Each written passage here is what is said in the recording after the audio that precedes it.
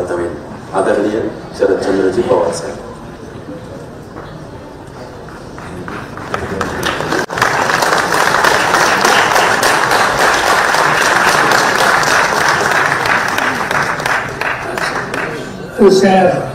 कार्यक्रमाचे अध्यक्ष यांच्या सर्वपणे विचारायचे त्याचे सुशील कुमार शिंदे यांच्या अमृत महोत्सवाच्या निमित्त आज आपण या ठिकाणी उपस्थित आहोत. ते डॉक्टर श्रीपाद चौधरी, सर चौधरी, शिक्षण संस्थेचे चेअरमन चंद्रकांत दळवी,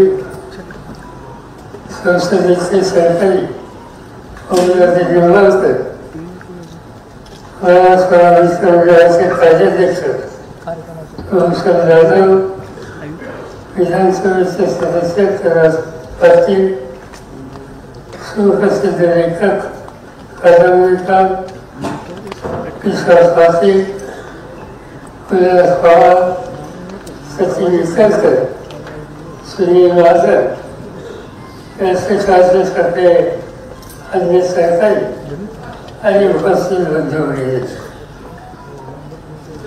एका चांगल्या कार्यक्रमासाठी आपण या ठिकाणी आलो. सर्व्हिस हे अमृत महोत्सवात पदार्पण केलं आणि त्यामुळे साहजिकच उभ्या आयुष्यामध्ये त्यांनी साहित्याच्या क्षेत्रामध्ये सामाजिक क्षेत्रामध्ये जे योगदान दिलं त्याची नोंद महाराष्ट्राच्या राजकारणाने घेतली आणि त्या इथूनच मला आनंद आहे की पुणेकरांनी अमृत महोत्सवाच्या निमित्ताने त्याचा सन्मान करण्याचा निर्णय घेतला. हे वैशिष्ट्य आहे तर सहसा पुणेकरांच्याकडून फारसं चांगलं पुण्यामध्ये ऐकायला लिहिलं की गोष्ट जुनी असते आणि ती जुनी गोष्ट आपल्याला आज या ठिकाणी बघायला मिळते. सबनीस यांचा परिचय तुम्हाला सगळ्यांच आहे महाराष्ट्राचं. पुरोगामी विचारावर भक्कम विश्वास ठेवून सामाजिक कार्याची खोल समज असणारे आणि दलित आणि उपस्थित वर्गाची बाजू मांडण्याच्या उलट स्पष्ट भूमिका घेणारे असे साहित्यिक पाहून आदर्श संस्कारा तर प्रामाणिक वाचक एकच नाव घेईल श्रीपाद चौधरी. साहित्यातील एक कवी, लेखक आणि संपादक म्हणून ते ओळखले असतात. त्यांच्या सगळ्या लिखाणामधून काही गोष्टी प्रकर्षानं बघायला मिळतात. त्याच्यामध्ये सामाजिक वास्तव, विधवाची राह, शोषितांच्या वेदना आणि नव्या युगाच्या आशा अपेक्षा या पद्धत असतात. आणि त्यामुळेच त्यांच्या लिखाणातून सामान्य माणसाच्या सुखदुःखाच्या संबंधीच्या प्रश्नांची मांडणी ते अगदी सहजपणे येत असत. मी सहज चालत होतो त्याच्या लिखाणात विशेषतः एखादी कविता, तर माझ्या नजरेसमोर त्यांची एक कविता आहे आणि सामान्य माणसाचं दिशेने आयुष्य प्रभावीपणाने कसं मानता येईल ही कविता ती आपल्या सगळ्यांना सांगते. कविता सांगते का, तुझं आयुष्य सरकार आहे, कुठल्याच दिशेने चालत नाही, पायाखालची जमीन आणि डोक्यावरील आहार दोन्ही फ्रॅक्चर असतात. मी बोलतोय या कणसेत माझ्या लक्षातून बोलतोय, माझ्या नादातून बोलतोय. तुमच्या कानांनी ऐकायला शिका. मी आता गप्प बसणार नाही. सामाजिक विरोध आणि अन्यायाच्या विरुद्ध चीड ही त्यांच्या कवितेतून अगदी स्पष्ट होणारं अशा सगळ्यांच्या समोर दिसतं. साहित्य परिषदेचे अध्यक्ष झाले आणि ते महाराष्ट्रावर शिकले. त्यांच्या काळामध्ये परिषदेच्या काळाला एक वर मिळालं. कोल्हापूर येथे मराठी साहित्य संमेलनाचा अध्यक्ष असताना त्यांचे भाषण केलं.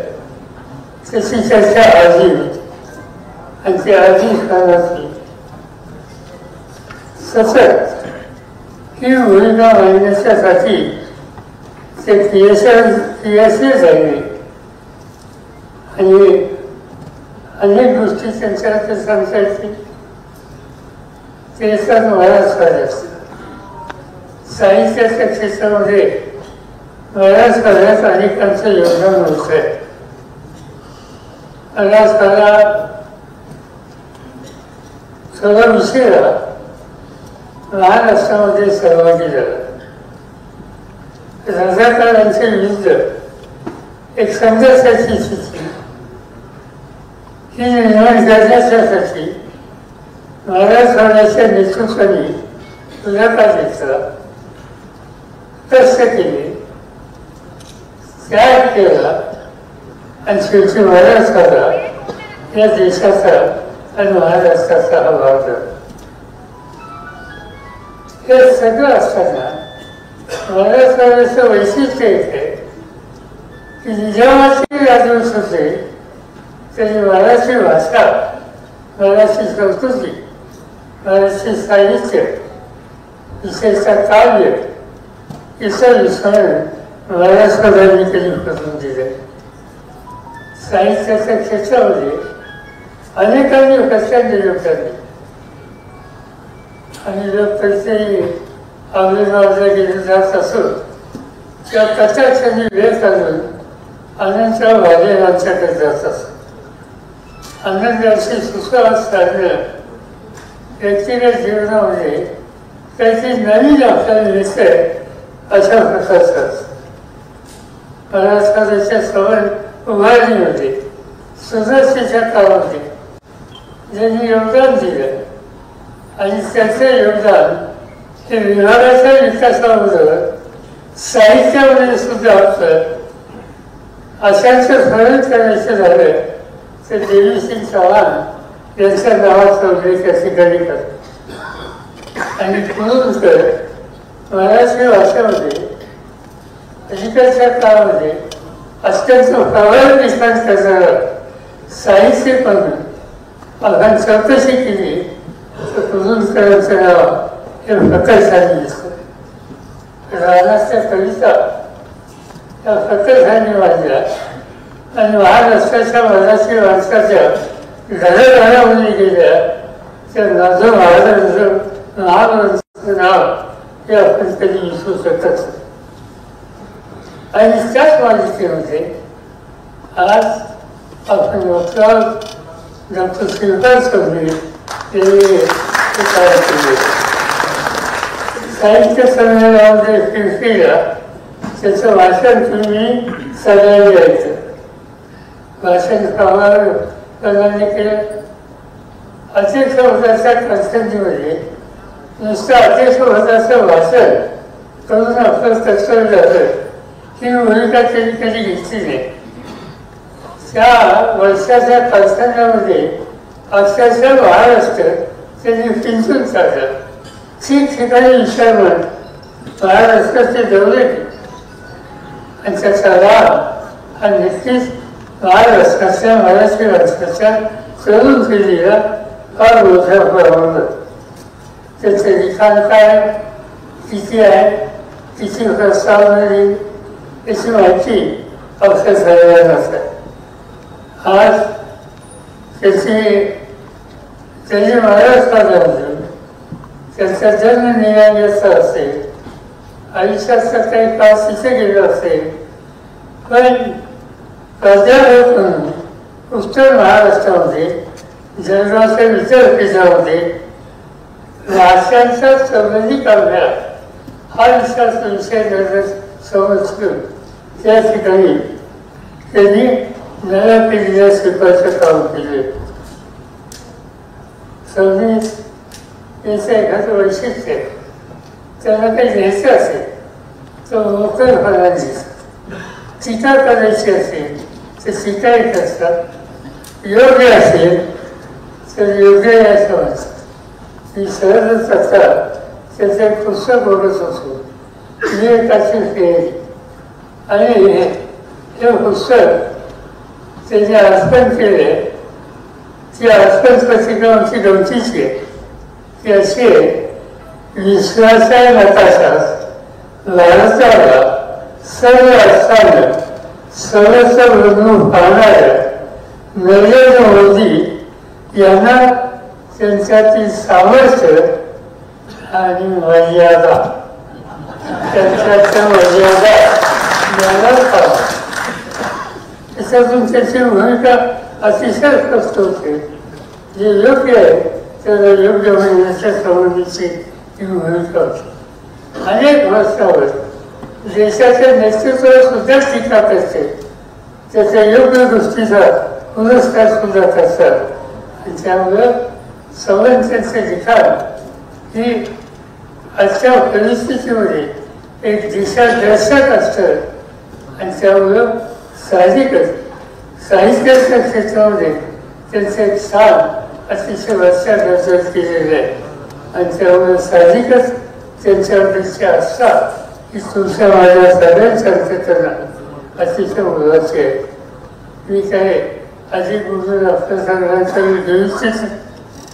आजचा दिवस एक वेगळा दिवस आहे, 22 जून. मला आठवत आहे की 22 जून 94ला मी राज्याचा मुख्यमंत्री असताना एक महत्त्वाचा निर्णय घेतला. आणि तो निर्णय म्हणजे महिलांच्यासाठी समान संधी देण्याचा होता. त्यातून कसा वागता फक्त पुरुषाकडे असो हे मी कधी मानत नाही. संधी मिळाली तर कर्तृत्व दाखवण्याच्यासाठी भगिनी सुद्धा कधी मागं करावं शकत नाही. आणि तेच दृष्टिकोन शिवसंगीत यांचा आयांच्या दृष्टीनं सातत्य ठेवून ते लिहित असतात. आणि त्यामुळे साहजिकच आजच्या दिवशी या ठिकाणी हा गौरव होतोय याचा मला मनापासूनचा आनंद आहे. की या ठिकाणी अधिक बोलून आपल्या सगळ्यांच्या वेळी घेऊ शकतो. पण सहजच अशी वयाच्या 75व्या वर्षी त्यांनी त्यांचा उद्योग, त्यांची उमेद, त्यांचा उत्साह हा कायम. ती म्हणजे अशीच अक्षर मिळावं अशी सजेशा मी या ठिकाणी प्रकट करतो. ते म्हणतातच शब्द माझे शस्त्र आहे आणि मी त्याचा सैनिक. अन्यावर सांगून जाणारी कविता ही माझी बंदूक. बघण्याच्या संबंधीचा त्यांचा दृष्टिकोन हा अतिशय महत्त्वाचा आहे. फडणवीसांनी मराठी साहित्य विश्वास समृद्ध केले, अनेक महत्त्वाची पदे उचलून साहित्य सेवेचे योगदान दिले. आणि त्याबद्दल मराठी साहित्य रसिक त्यांचं स्मरण कायम करेल आणि जुळेल. आणि त्यासाठीच त्यांना उत्तम आरोग्य राहावं, दिनदुरुस्त राहावं हीच विनंती अपेक्षा या ठिकाणी करतो आणि माझे दोषांत सोडतो.